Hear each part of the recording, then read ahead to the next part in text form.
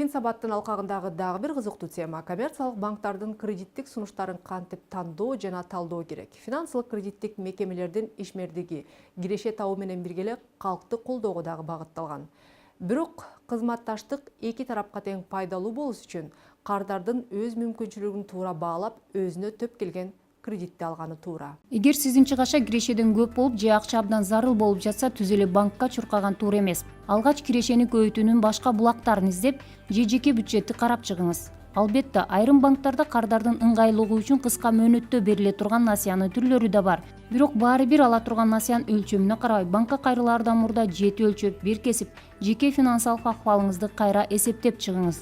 Эң биринчиден, кредитти алаардын алдында сиз өзүңүздүн финансылык мүмкүнчүлүктөрүңүздү баалап көрүш керексиз.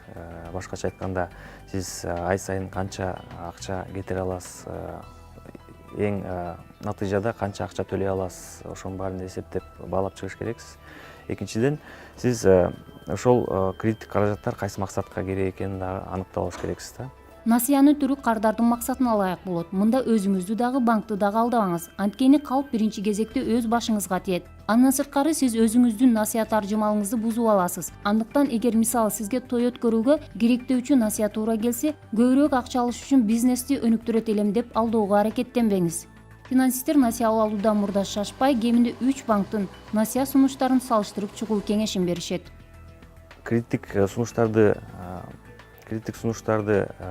салыштырып жатканда, тандап жатканда, эң негизги бир параметрлер болот. Кредиттин ошолорго көңүл буруу да зарыл. Биринчиден, бул албетте пайыздык ченин өлчөмү, экинчиден комиссиялардын өлчөмү. Анткени ошол комиссиялар кредиттин толук наркына таасир этет. Насыянын бир нече түрү бар. Максатына ылайык ипотекалык, коммерциялык, керектөөчү, камсыздоо жолу боюнча кирөө менен камсыздала турган, кепилчилик, камсыздалбаган болуп бөлүнөт. Кардарлардын санына ылайык бир кишиге берилүүчү жана бир нече кишилердин тобуна берилүүчү насыялар болот.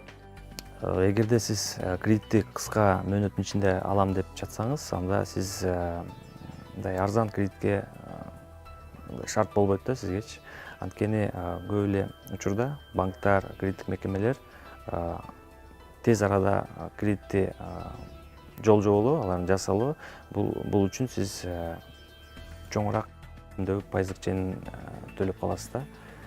Бул мындай эреже да, банктык эреже катары эсептесек болот. Төлөө жолундагы өзүңүздүн ишмердигиңизге карап таңдап алыңыз. Мисалы, эгер сиз ай сайын киреше алып турсаңыз, анда аннуиттик ыкма менен насыяны төлөсөңүз болот. Сиздин жумуш мезгилге жараша болуп, туруктуу кирешеңиз болбосо, анда төлөмдүн жиктелген түрүн таңдаңыз. Мында сиз башында банкка карыздын көбүрөөк бөлүгүн төлөйсүз. Барган сайын төлөмдөр азаят.